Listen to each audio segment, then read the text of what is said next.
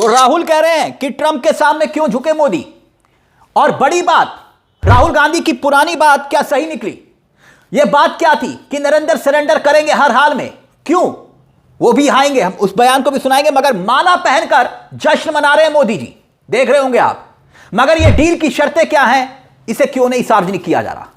क्या वाकई में किसानों के साथ बहुत बड़ा धोखा होने जा रहा है। राहुल गांधी तो यही कह रहे हैं, समूचा विपक्ष यही कह रहा है कि इस डील से मोदी जी ने किसानों के खून पसीने की मेहनत को ट्रंप के आगे बेच दिया। और यह डील की जानकारी भारत ने नहीं दी है, मोदी जी ने नहीं दी है। इस डील की जानकारी का ऐलान जानते किसने किया? ट्रंप ने किया। आपकी स्क्रीन पर देखिए, यानी ट्रंप भारत को पहले बता रहे थे। हैरानी की बात है, भारत को पहले ट्रंप ने बताया कि डील हो गई है। और आपकी स्क्रीन पर ट्रंप का यह ट्वीट आप देख सकते हैं, भारत ने रूस से तेल खरीदना भी बंद कर दिया है। कौन कह रहा है? ट्रंप कह रहे हैं।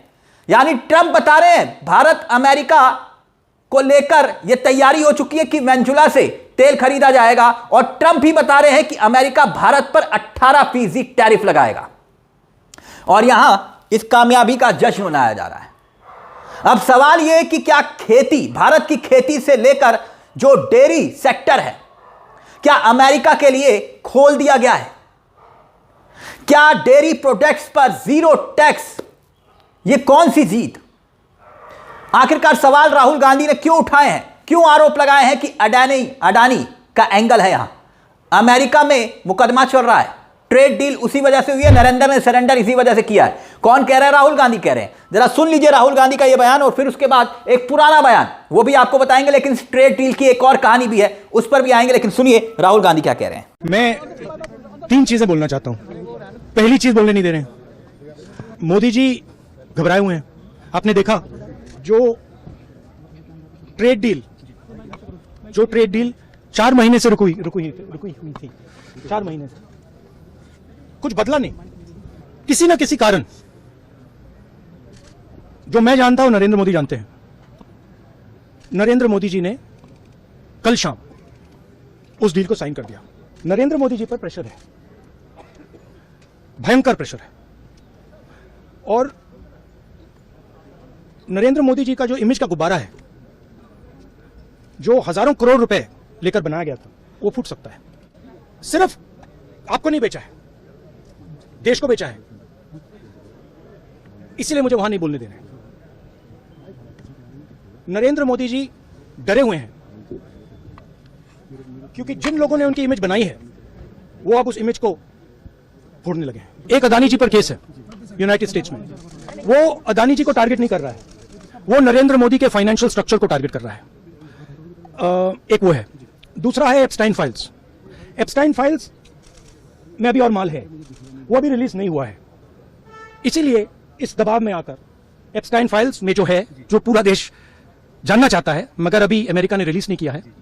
और दूसरा जो अदानी जी पर केस है, जो एक्चुअली मोदी जी पर केस है, क्योंकि वो बीजेपी का फाइनेंशियल स्ट्रक्चर है, मोदी जी का फाइनेंशियल स्ट्रक्चर है। तो ये 2 प्रेशर पॉइंट्स हैं। और आप ये बात समझ लो, देश ये समझ ले कि प्रधानमंत्री कॉम्प्रोमाइज्ड है। अब ट्रंप जो दावा कर रहे हैं, ये ट्वीट एक बार फिर से देखिए। $500 बिलियन का उत्पाद खरीदा जाएगा। अब $500 बिलियन का मतलब समझते हैं आप? 45 लाख करोड़।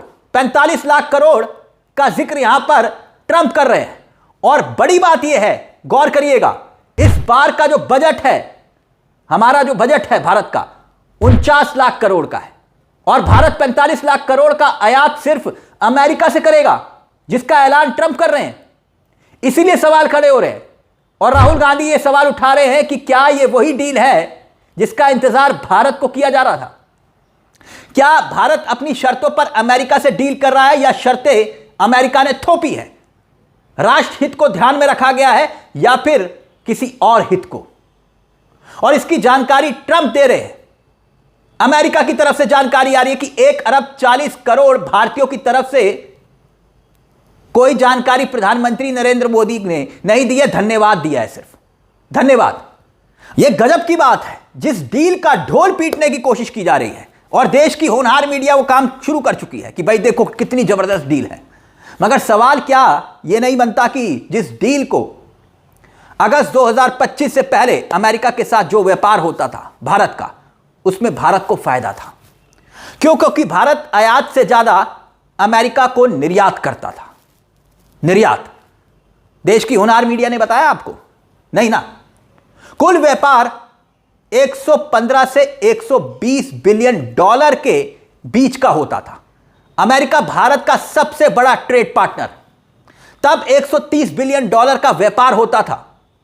ट्रंप कह रहे हैं 500 बिलियन डॉलर का आयात अमेरिका से भारत अब क्या करेगा? यह भी एक सवाल है, क्योंकि वो कह रहे हैं भारत कुल आयात 700 बिलियन डॉलर का करता है दुनिया भर से, और अकेले अमेरिका से 500 बिलियन डॉलर का आयात क्या करेगा?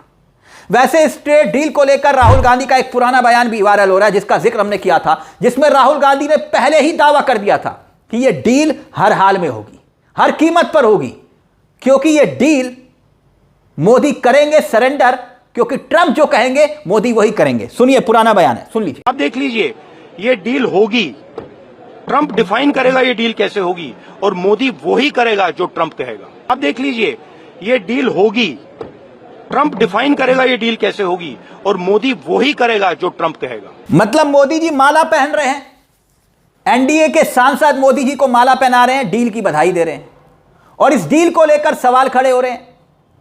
और ये व्हाट्सएप पर ये तस्वीरें भेजना शुरू हो गए कि मोदी जी ने बहुत बड़ा चमत्कार कर दिया। मगर देश को यह क्यों नहीं बताया जा रहा कि डील की शर्तें क्या है, ताकि किसी के मन में शंका ना रहे कि भारत ने कहीं अपने हितों के साथ समझौता तो नहीं किया।